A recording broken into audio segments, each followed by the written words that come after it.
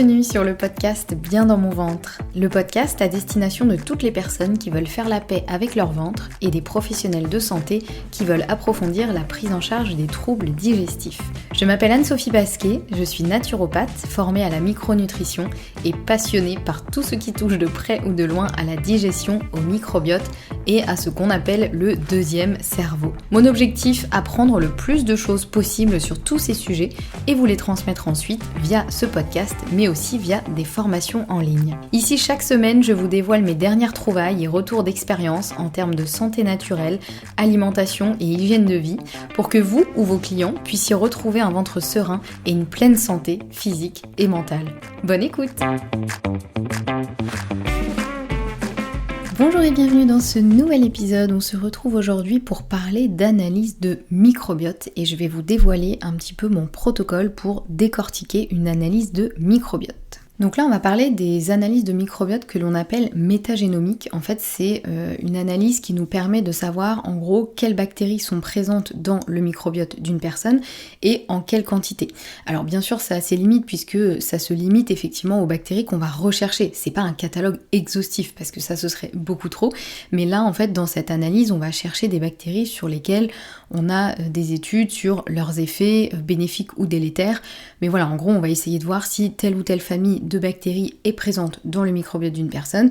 Donc non seulement la présence mais aussi la quantité, puisqu'on va voir aussi ce que je vais vous expliquer dans cet épisode, que selon les types de bactéries, on va pas juste regarder si elles sont présentes ou pas, mais on va aussi regarder la quantité, puisque ça peut être important. Donc voilà, donc des analyses de microbiote, moi j'en ai décortiqué un bon paquet dans ma pratique, et je vais vous donner justement dans cet épisode un petit peu comment je réfléchis, comment quand je me retrouve face à des résultats d'analyse de microbiote, qu'est-ce que je vais regarder, ce sur quoi je vais mettre mon attention ou pas. Voilà, je vais pas dans cet épisode aborder l'intérêt des analyses de microbiote, parce que je sais que ça peut aussi faire beaucoup de débats. Il y a certaines personnes qui disent que ça sert absolument à rien, d'autres qui ne jurent que par ça. Moi personnellement je me trouve un petit peu au milieu, c'est-à-dire que pour vous donner mon avis rapidement et sans rentrer dans le débat, parce que là ça pourrait faire l'objet d'un épisode entier qui serait assez long, moi je pense que des analyses de microbiote peuvent être intéressantes dans certains cas. Donc moi c'est vraiment du oui mais. Oui ça peut être intéressant, mais dans certains cas, pas forcément en toute première intention, et surtout une analyse de microbiote est toujours à corréler avec les symptômes de la personne. Donc c'est ça qui est important, c'est que ça peut vraiment être intéressant quand on cherche quelque chose de spécifique, quand on a besoin de trouver des réponses, mais c'est pas des choses qui sont à faire juste pour voir. Bon, ça peut... Pourquoi pas, si vraiment vous avez envie de juste voir un petit peu ce qu'il y a dans votre microbiote, si vous avez de l'argent à dépenser pour ça, pourquoi pas, mais ça n'aura pas forcément grand intérêt puisque c'est évidemment à corréler en fonction des symptômes de la personne. Parce que si on prend deux microbiotes pareils, une personne peut avoir tel symptôme et l'autre pas du tout. Donc c'est pour ça qu'on peut pas juste se baser sur une analyse de microbiote. Il va vraiment falloir avoir plus d'infos et voilà, il faut avoir eu déjà pas mal d'infos sur la personne, etc. et pouvoir le corréler à des symptômes. Donc je ferme la parenthèse sur ce point de est-ce que c'est pertinent ou pas des analyses de microbiote, voilà un petit peu mon avis. Maintenant on va rentrer dans le vif du sujet. Là, ce que je vais vous décrire comme analyse de microbiote, je vous parle des analyses qui sont faites dans le laboratoire LIMS, parce que moi c'est celui avec lequel j'ai beaucoup eu l'habitude de travailler, mais aujourd'hui je sais qu'il existe beaucoup de laboratoires qui proposent des analyses de microbiote avec parfois des grilles de lecture qui sont assez similaires dans les grandes lignes, mais qui peuvent quand même être un petit peu différentes. Donc voilà, moi je vais vous parler un petit peu de ce que je regarde, en tout cas quand j'ai une analyse de microbiote, principalement faite chez le laboratoire LIMS. Disons qu'on va regarder quand même dans les grandes lignes un peu les mêmes choses, quel que soit le laboratoire qui a fait l'analyse. C'est juste que les résultats sont pas présentés toujours de la même façon. Donc pour revenir un petit peu sur la base, déjà un microbiote en bonne santé versus un microbiote déséquilibré, et un microbiote en bonne santé, ça va être un microbiote à la fois diversifié, donc c'est-à-dire avec un grand nombre de bactéries présentes, et à la fois équilibré, c'est-à-dire que l'équilibre entre les familles de bactéries va être optimal. Il va pas être trop déséquilibré, c'est-à-dire qu'il n'y a pas une famille de bactéries ou plusieurs qui vont prendre toute la place et les autres qui vont être là en toute petite quantité. Voilà, ça c'est vraiment deux aspects qui sont hyper importants et il n'y a pas une seule façon d'être dans cet état-là. C'est-à-dire il n'y a pas un microbiote type qu'il faudrait que tout le monde ait, puisqu'évidemment notre microbiote il va dépendre de plein de choses, de notre alimentation, de notre génétique, de notre environnement de vie, enfin il y a plein de choses qui jouent, mais il y a des critères qu'on peut regarder qui sont vraiment basés sur des études qui montrent que effectivement ça c'est 2 critères de bonne santé d'un microbiote, c'est-à-dire à la fois diversifié et à la fois équilibré. Donc tout d'abord, quand on a une analyse de microbiote, en général, les laboratoires vont nous présenter la diversité. Donc ça c'est un premier truc qu'on va regarder, c'est on regarde la diversité du microbiote, et ça c'est assez précis, c'est basé sur l'indice de Shannon. Tout le monde se base sur le même indice, heureusement, parce que sinon ça pourrait être un petit peu trop variable. Donc là, on va regarder la diversité. La diversité, c'est quoi? C'est quand il y a une grande diversité de bactéries présentes. C'est important parce que chaque bactérie, elle va avoir ses bénéfices. Bon, il y en a certaines qui sont vraiment plutôt délétères, où on préfère qu'elles soient pas du tout présentes, mais dans la majeure partie des cas, on a quand même beaucoup de familles de bactéries qui sont bénéfiques, et donc un microbiote diversifié, c'est un microbiote qui aura un grand nombre de familles de bactéries présentes. On veut qu'il y ait le plus de familles possibles de bactéries représentées, surtout les bactéries qu'on va qualifier de bénéfiques, même si vous allez voir qu'il y a un petit peu des petites nuances, parce que ça montre quand même une bonne résilience du microbiote. C'est-à-dire que même si le microbiote il est amené à être un petit peu déséquilibré parce qu'il y a une infection, il y a une maladie, il y a quoi que ce soit, eh bien, ou il y a une prise de médicaments aussi, ça peut être le cas, eh bien il va réussir à, vu qu'il y a déjà beaucoup de familles présentes, il va réussir à se remettre d'aplomb. Vous voyez, il va réussir à se repeupler avec les bonnes bactéries dont il a besoin, alors que si de base il est pas très diversifié, ce microbiote, c'est-à-dire qu'il a que quelques petites familles de bactéries présentes, s'il y en a quelques-unes qui sont décimées à cause d'une infection ou d'un médicament, ça va être beaucoup plus compliqué de se remettre dans un état plus optimal. Donc voilà, ça c'est un indice qui est assez précis, et en gros cet indice, on considère qu'un indice supérieur à 2,2 correspond à un bon indice de diversité du microbiote. Bon, ce chiffre il veut pas dire grand chose si jamais vous avez jamais vu d'analyse de microbiote, et de toute façon en général les laboratoires ne donnent pas juste un chiffre. Maintenant les choses sont assez bien faites quand ils présentent les analyses de microbiote, en général il y a des petits graphiques, etc. Donc c'est quand même plus facile à analyser. Même si, petite parenthèse que je réouvre ici, si jamais vous avez envie de faire une analyse de microbiote pour vous-même, parce que vous vous dites j'ai envie de savoir comment va mon microbiote, je vous conseille fortement, si vous n'êtes pas un professionnel du soin, de vous faire accompagner par un professionnel formé à l'analyse de microbiote, parce que sinon vous allez rien comprendre en fait.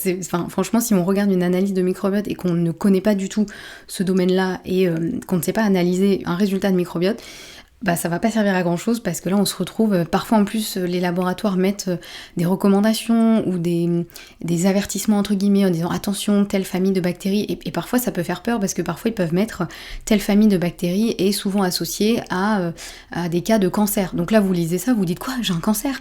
Donc c'est pour ça qu'il faut vraiment être accompagné pour savoir lire une analyse de microbiote, parce que si on le fait tout seul sans être formé à ça, il y a vraiment moyen de prendre peur et déjà de rien comprendre, mais en plus le peu qu'on va comprendre, on risque de prendre peur, parce qu'il faut quand même pouvoir regarder un peu l'image globale et pas juste les petites recommandations que vont mettre certains laboratoires. Voilà, je referme la parenthèse. Donc une fois qu'on a regardé l'indice de Shannon, donc l'indice de diversité du microbiote, on va aussi regarder ce qu'on appelle l'indice de santé du microbiote. Et ça, en gros, alors tous les labos le font pas forcément, mais en gros cet indice de santé, on va dire qu'il regroupe les caractéristiques suivantes, c'est-à-dire un microbiote qui aura une diversité satisfaisante. Donc encore une fois, là on se base sur l'indice de Shannon. L'indice de santé, il va aussi mesurer s'il y a une présence ou absence de bactéries pathogènes, ou alors une présence de bactéries bénéfiques largement en dessous des valeurs souhaitées. Par exemple, vous voyez, si on vous dit telle famille de bactéries elle est bénéfique, mais que vous en avez quasiment pas, du coup c'est pas terrible, parce qu'il faut en avoir suffisamment. Et l'autre caractéristique de l'indice de santé, ça va être une présence suffisante mais pas excessive de bactéries connues comme ayant des effets santé bénéfiques. Donc ça veut dire quoi? Ça veut dire qu'on va essayer de voir s'il y a suffisamment de bonnes bactéries, mais pour certaines familles, il faut pas qu'il y en ait trop. Et ça, je vais vous en reparler dans un autre critère qu'on va regarder après. Mais voilà, il faut vraiment qu'il y ait une présence suffisante, mais pas excessive. Et ce point, il est important. Parce que parfois, trop de bonnes choses, ça devient mauvais. C'est le cas pour beaucoup de choses. Donc voilà, on regarde l'indice de diversité, l'indice de santé, et ensuite on va regarder notamment l'équilibre entre deux grandes familles de bactéries qui sont les firmicutes et les Bacteroidetes. Et ça mesure via un rapport entre les deux. En général, la plupart des labos présentent le rapport entre les firmicutes et les Bacteroidetes.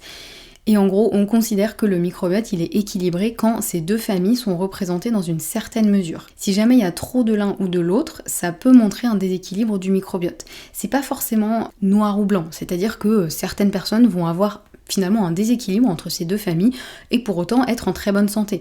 Donc encore une fois, il faut vraiment le corréler aux symptômes de la personne.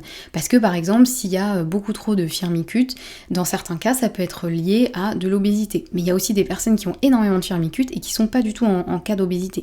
Donc c'est pour ça qu'il faut vraiment prendre du recul et ne pas regarder qu'un seul élément.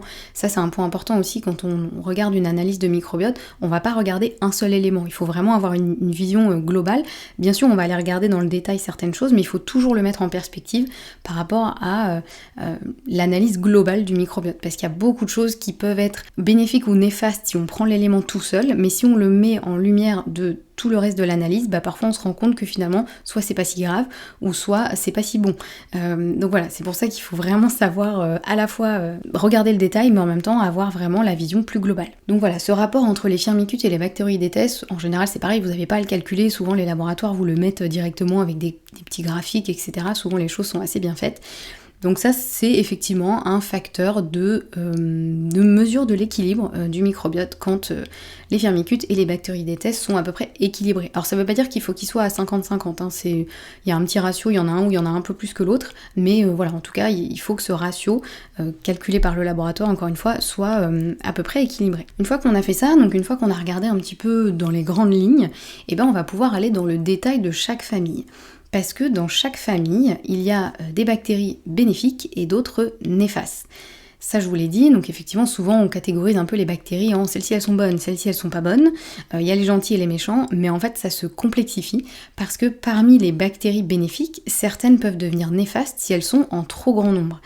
Donc c'est là où ça devient effectivement un peu compliqué, il faut quand même s'y connaître un petit peu, parce que effectivement ça va être intéressant de vérifier la quantité de chaque bactérie individuellement, pour ensuite établir aussi une image plus globale. Et puis il faut aussi se dire que si par exemple il y a une seule famille de bactéries qui est un petit peu trop représentée mais que tout le reste est ok, c'est pas non plus dramatique. Ou alors si jamais la personne elle a un microbiote super équilibré, par contre elle a un petit peu de bactéries pathogènes, c'est pas non plus dramatique. Encore une fois, en fonction de ses symptômes. Si elle a de gros symptômes, oui ok, là on va se dire bon, il y a un souci.